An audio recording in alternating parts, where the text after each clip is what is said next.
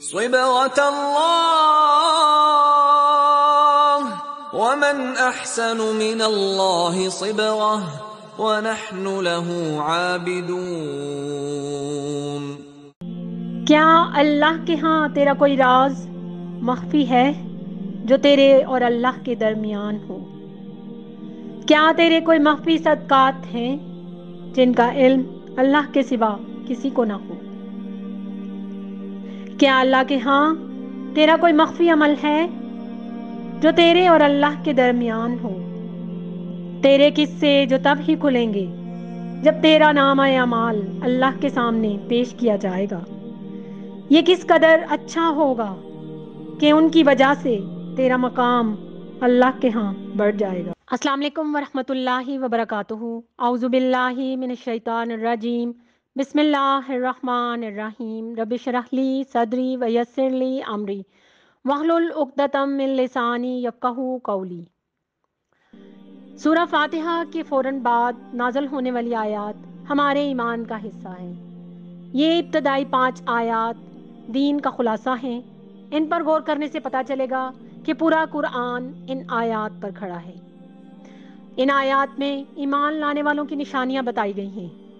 ان آیات کے مطابق ایمان لانے والوں میں وہ لوگ بھی شامل ہیں جو اللہ تعالیٰ کی راہ میں خرچ کرتے ہیں۔ سورہ بقرہ کی 3 آیہ مبارکہ میں اللہ تعالیٰ فرماتے ہیں، جو کچھ ہم نے انہیں دے رکھا ہے اس میں سے وہ خرچ کرتے ہیں۔ ایک وہ شخص ہے جو اللہ تعالیٰ کو نہیں مانتا تو اس کا انحصار کس چیز پر ہوگا؟ مال پر۔ لیکن ایمان لانے کے بعد انسان کی جو کوالٹی بتائی گئی ہے کہ وہ اللہ کی راہ میں خرچ کرتے ہیں، اور بے شک صدقہ دلوں کو صاف کرتا ہے۔ فرمایا قد افلح من تزکا، تحقیق فلاح پا گئے جنہوں نے اپنا تزکیہ کر لیا۔ لہٰذا دل کی پاکیزگی کے لیے، ایمان کی حلاوت کے لیے مال کی محبت کو نکالنا ضروری ہے۔ مال کی محبت کو دل سے نکالنے کا طریقہ کیا ہے؟ اپنی تجوریوں سے، جیبوں سے مال نکال کر اللہ کی راہ میں خرچ کر دینا، کیونکہ انفاق فی سبیل اللہ کی مٹھی صرف مال نہیں نکالتی، یہ خرچ کرنے والے کے دل سے مال کی محبت بھی نکال دیتی ہے، کیونکہ مال خرچ کرنے کی طرف صرف وہی شخص آ سکتا ہے جس کا ایمان پختہ ہوتا ہے، کیونکہ اللہ تعالیٰ پر پختہ ایمان مال پر بھروسہ اس نوعیت کا نہیں رہنے دیتا۔ ایسے انسان کی سائیکی اللہ تعالیٰ کی طرف ایسی ہوتی ہے کہ میرا کفیل اللہ ہے اور اسی رب نے میرے سروائیول کے لیے مال دیا ہے، کیونکہ جب مال کی محبت دل سے نکل جاتی ہے، حبن جمع نکل جاتا ہے، تو حرص اور بخل بھی نکل جاتا ہے، ہر قسم کا طمع بھی نکل جاتا ہے۔ پھر دل اللہ تعالیٰ کے تقوی کے لیے، دین کے شغف کے لیے خالی ہو جاتا ہے۔ اللہ تعالیٰ قرآن مجید میں بار بار اللہ کی راہ میں مال خرچ کرنے کا کہتے ہیں، کیونکہ یہ انفاق فی سبیل اللہ مومن کا دل بدلتا ہے، مومن کی زندگی کا زاویہ بدل دیتا ہے، اور جب ایک فرد بدلتا ہے تو ایک گھرانہ بدلتا ہے، جب ایک گھرانہ بدلتا ہے تو پورا معاشرہ صبغت اللہ کی تصویر بن جاتا ہے، صبغت اللہ کے رنگ میں رنگ جاتا ہے۔ اس لیے اللہ تعالیٰ بار بار مال خرچ کرنے کا حکم دیتے ہیں۔ پھر اللہ تعالیٰ آگے چل کر سورہ بقرہ آیہ نمبر 261 میں فرماتے ہیں، جو لوگ اللہ تعالیٰ کی راہ میں خرچ کرتے ہیں ان کی مثال ایسی ہے جیسے ایک دانہ بویا جائے جس سے 7 بالیاں اگیں اور ہر بالی میں 100 دانے ہوں۔ اللہ تعالیٰ جس کے لیے چاہتے ہیں اس کا اجر اس سے بھی بڑھا دیتے ہیں، اور اللہ تعالیٰ بہت فراخی والا اور جاننے والا ہے۔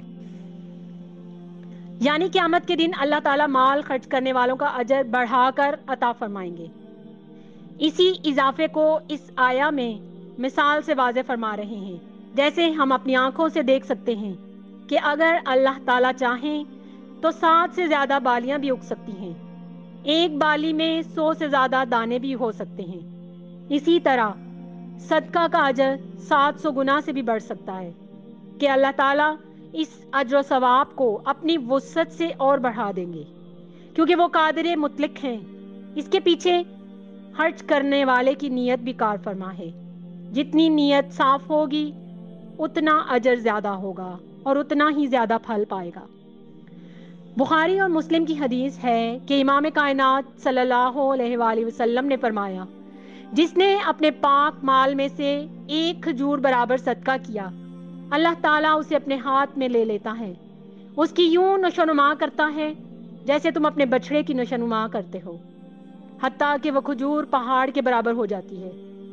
یعنی مال خرچ کرنے کے پیچھے نیت اور مال کا پاکیزہ ہونا شرط ہے، جس کی بنیاد پر اللہ تعالیٰ جتنا اجر و ثواب دینا چاہیں دے سکتے ہیں، کیونکہ وہ رب جانتا ہے کہ کتنی خلوص و نیت سے ہم نے یہ کام کیا ہے۔ اللہ تعالیٰ ہمیں تقوی اختیار کرنے، اللہ تعالیٰ کی راہ میں خرچ کرنے کی توفیق عطا فرمائیں اور ہماری طرف آنے والے ہر شر کو خیر میں بدل دیں۔ آمین ثم آمین یا رب العالمین۔